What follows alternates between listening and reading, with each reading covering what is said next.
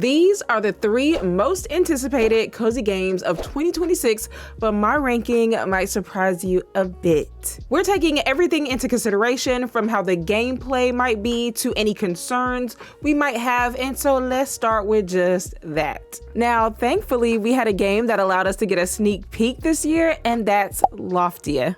Oh my goodness, Loftia allowed us to take part in the 2-week closed beta from April 22nd to May 6th, and it was a really great experience. If you're not sure what Loftia is all about, I have a video linked above going into everything, but here's a quick overview. Loftia is a new cozy MMO where you live life in the skies.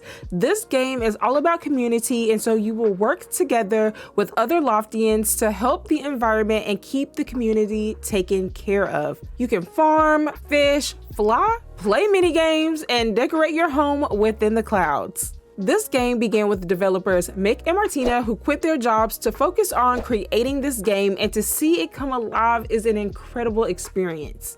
Now, the good news is that I'm a Loftia partner, and so I can bring you guys any new updates about the game before the official release. Thankfully, they allowed Loftia partners to take part in the closed beta to get a first-hand look at the development of the game, and even allowed us to bring you guys into the fun with beta keys.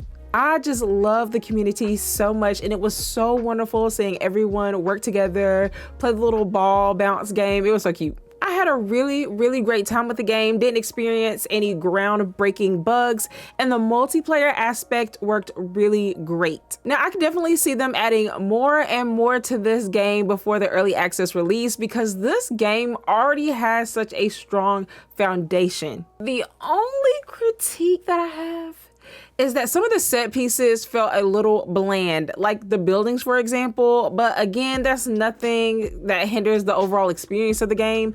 It still was just really fun. That was just the only little thing, only thing. I will definitely be right there for the early access release, and I can't wait to see what changes they make and how different it will be. Hopefully, you'll be along for the ride when we get to play again. Okay, another game that gave us a little peek with the developer gameplays is Paralives. Now, this game has been in development since 2019 by Alex M, a solo developer, and backed by Patreon supporters. Over the years, Alex added more folks to the team, and by June of 2021, Paralives was showcased in the Wholesome Direct. Now, in February of 2024, they announced a 2025 release year for Paralives Early Access, okay? Now, as we all know, that obviously did not happen, but they now stated it will actually be released May 25th of 2026. So that's exciting. What I appreciate about Paralives is that they are very open every single month about the development and the direction.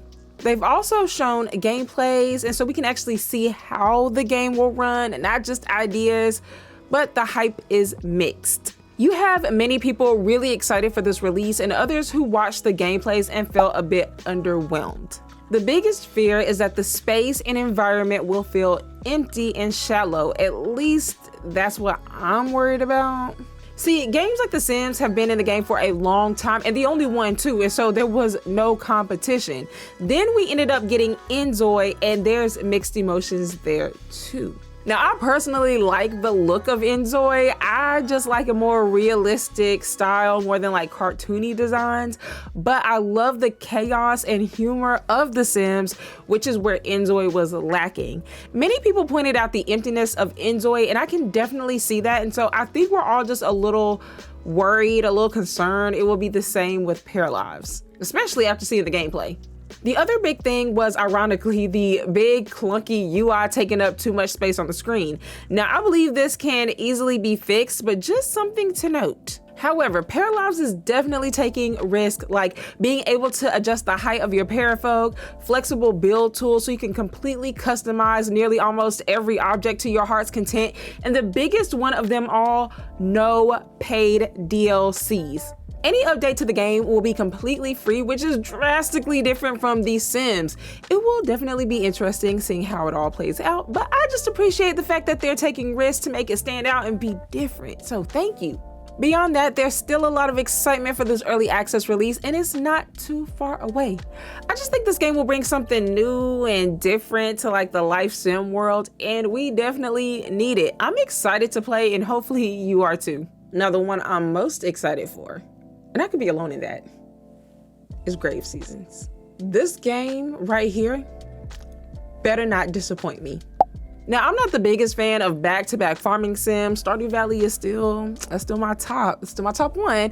And sure, there's lots of others that are really good, but y'all, I cannot keep planting crops and checking on the seasons and mining over and over so I can make sprinklers. When I start up a new farming sim, y'all, it's too much. But this is different. You're planting crops, yes. You're developing relationships with the town folks, absolutely. But while all of this is happening, someone in the town gets red rummed, and it's up to you to figure out who's responsible. You have to gather clues, pay attention to signs, and still live your farming life while figuring out who this supernatural serial killer is. It's going to be a wild ride. Now, this game is developed by Perfect Garbage and published by Blumhouse, which is big in the horror film world, which I love. And so I could be alone in how excited I am about this, but a horror mixed with a cozy game is literally perfect to me. Now, this game was announced and revealed much more recently than the other two games, back in June of 2025 with a reveal trailer, and announced a release window of 2026. At PAX East in March, some folks played the demo and it received positive feedback, even though it was just a small portion of the game, which is really encouraging. Now, what I really love is that the person who's responsible for the red rum is random with every playthrough, which gives this game intense replayability and the ability to play without everyone on the internet spoiling your first experience, at least for a while. The victims are completely random too, and so you literally never know what's going to happen. Your new best friend could be the next victim, you know, so you just never know.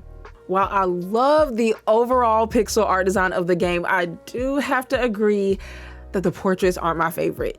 They seem too intense or something. I don't know. I love the main character's whole look on the game cover. Like, it's not doing too much. It's still edgy, but the NPC portraits feel a little bit too edgy or something. I don't know. Tell me what you think. This game is coming August 14th of 2026, and so we have an official date, which was confirmed back in March, and now we just wait and get excited. I can't wait to cover this game on my channel, and so make sure you're subscribed, and if you would like to support, I've opened up membership so you could just be a cozy arcade supporter. If you enjoy sitting back and yapping about these upcoming cozy games, give this video a like. It would really help my channel a lot, and I would really appreciate it. It's honestly a great year for cozy gaming with so many releases that we have been waiting for and anticipating. Which game are you most excited for from the big three? Or do you have another big three, or should one of the games be replaced with something? Let me know. I hope that you have a great rest of your week, and I'll catch you guys in the next one. Bye.